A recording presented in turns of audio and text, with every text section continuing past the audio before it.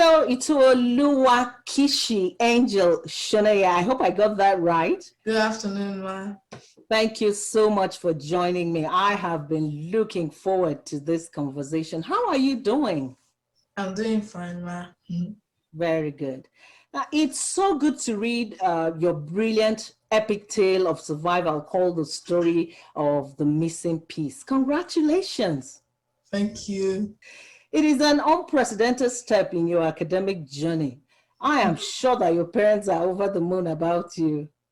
Thank you so much, ma. Tell me about this book. This book is talking about 5 kids having an adventure to find the missing piece. So they have obstacles to pass, which are the sandy desert, the wavy river, the snowy mountain, and their destination, the lost city. They have to look for the missing piece while fighting some robots. Yes, I read it. It sounds interesting. I just wanted to hear a bit from you and the twists and turns you have in the book. I'm sure that's why it became an instant Amazon bestseller in short stories, action, and adventure. You good girl. Well done.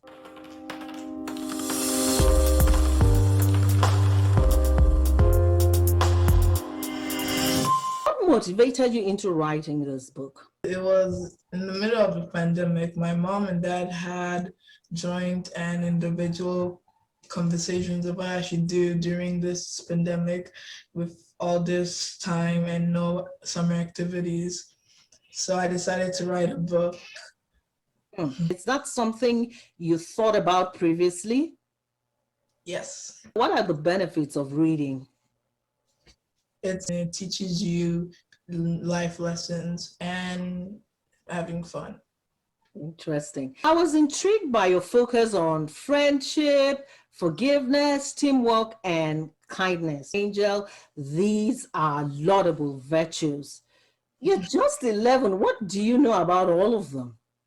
Let's start with friendship. Friendships are complicated. They are they teach you lots of stuff like adversity and many other stuff.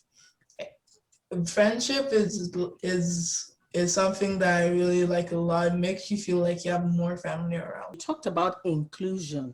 How is that going for you in school, especially in Canada? You know, this is a country where we talk about diversity. You have people from different ethnic groups and backgrounds in your class. How is the issue of inclusion in school for you? I know that we're home right now, but of course, before the pandemic, you were going to school and you have friends.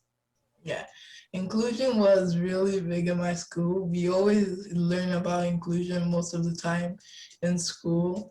And even without teaching the students how to be inclusive, they already are inclusive themselves. So people accept each other, right? Yes. It doesn't matter where you come from.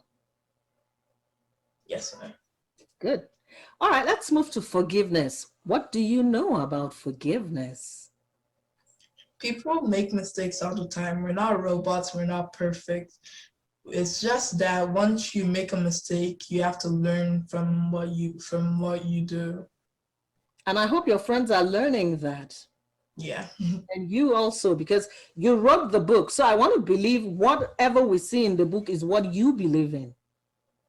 Yes. Good. Let's talk about teamwork. Teamwork is something big that everyone should work on because you're strong by yourself, but you're stronger when you work together.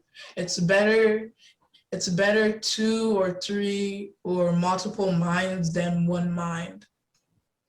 I noticed that the story, you talked about your friends, and then you talked about 5 friends in your daily engagement.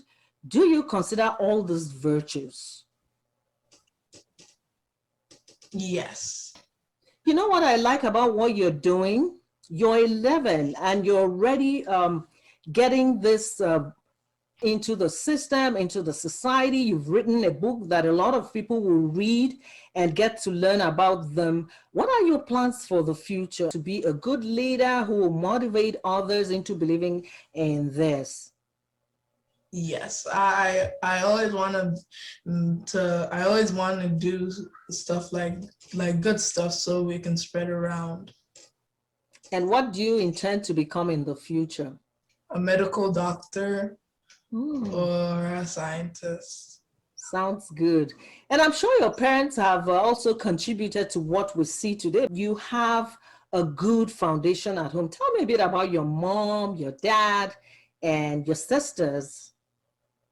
My mom is a Nigerian movie writer. She's also a lawyer too. My dad's an IT worker, and my sisters, they during this pandemic they give me lots of time, and sometimes they annoy me sometimes, but I love that stuff. I love How them. old are they? Keaton is 7 years old, and Klein is 5 years old. Oh, you see, that's the age. It's just that you're the first. If you were like the second or third, you would have seen. So that's the thing. You just have to endure and take whatever they do to you. But they're younger and they're looking up to you. So I'm glad that you're starting on a very good foundation. They will get to learn from you and follow in your footsteps. I saw your mom before the interview started. Is she there? Yes.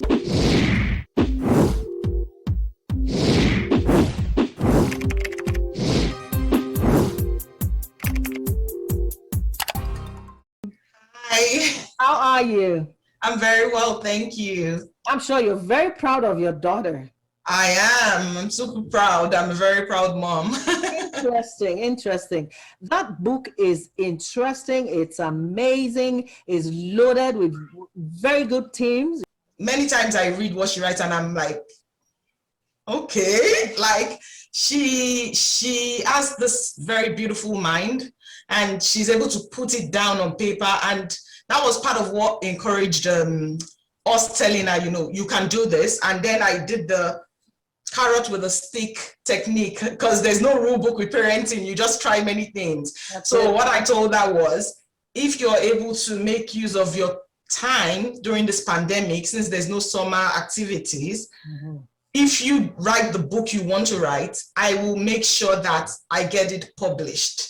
And that was a big promise. I didn't realize how big a promise it was until we had to start working on getting editors and animators, and it's really a huge thing. But I'm one to keep my word, especially with my children.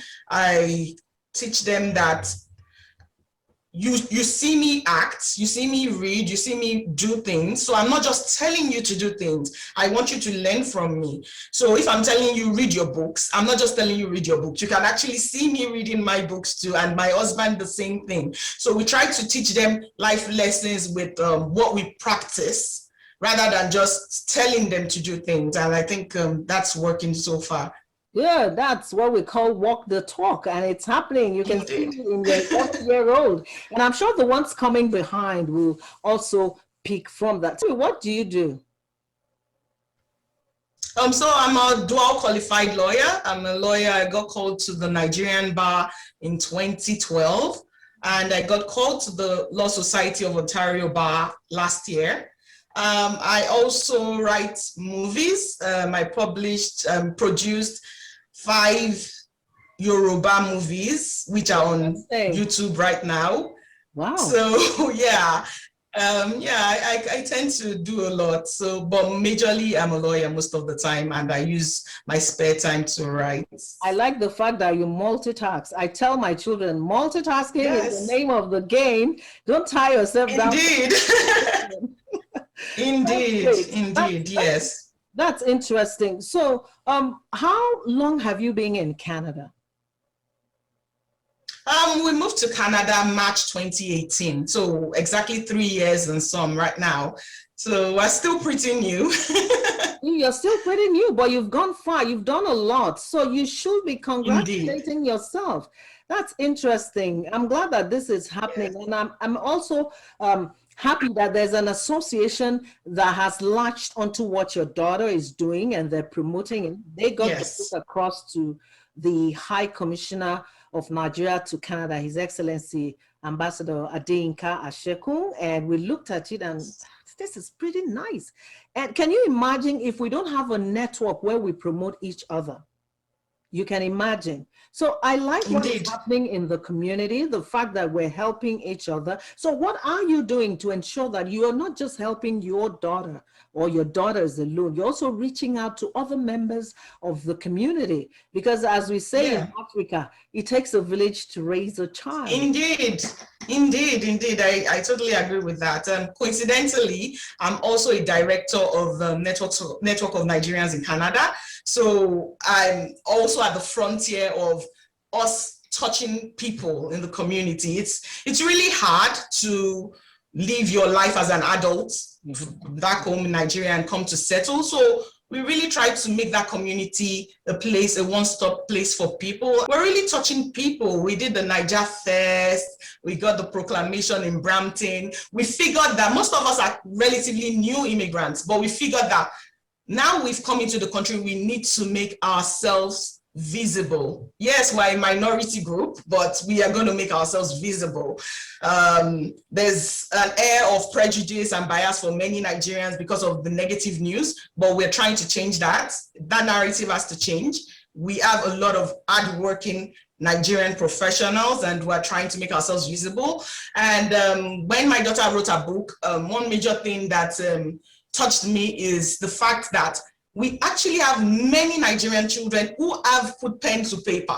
And I got a lot of parents reaching out to me and saying, oh my God, my daughter wrote a book, but it's just there. Like, I never thought of moving forward with it. I never thought I could do it. But now seeing that you published your daughter's book makes me realize that I can be a better parent. I can encourage them, and I keep telling people, all our children have talents. You just need to draw it out.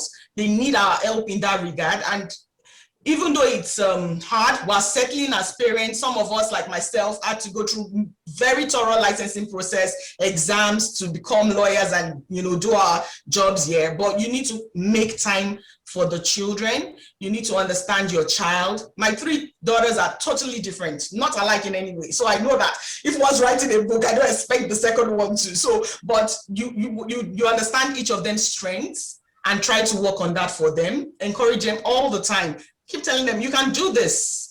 You can do this. There's nothing you can't do. Just be determined and work hard. How receptive are people to what the network is doing? Well, at first it was slow, but with time, we see that people are more involved. So when we started with the proclamation about 2 years ago, we were so proud at the output, how many people came for that proclamation in our regalia, in our Nigerian wear, how they came to the, council and supported us. And we had older Nigerians who had been here who called us aside and said, you guys just landed and you're having such a huge impact. Like, how are you guys doing it? And we just said, we're very determined. Coincidentally, I also run like a Niger lawyer in Canada, which is more restricted to lawyers. I figured that if each professional can create a platform that makes it easier for the other professionals coming to understand the steps, that's going to make a big impact. And I'm so proud of myself, even with that, with my lawyer in Canada. You should be. I'm sitting listening to you and saying, oh my God. I'm very restless, but I'm going to put the restlessness to positive work. Restlessness is good in a positive way. So that's good. I mean, your daughter told me about the other children. They're younger than her. And I know what it is, taking care of children within that age bracket. And I'm just wondering how you to juggle between taking care of them, taking care of the family, and then practicing law. And then here you are, having organizations and associations where, oh my God, thumbs up. Salute. Thank you.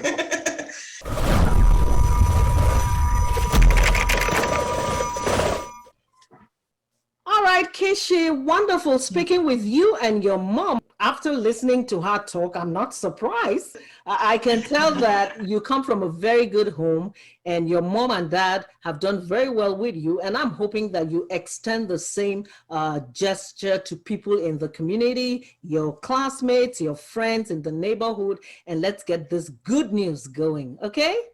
Thank you very much. Thank you.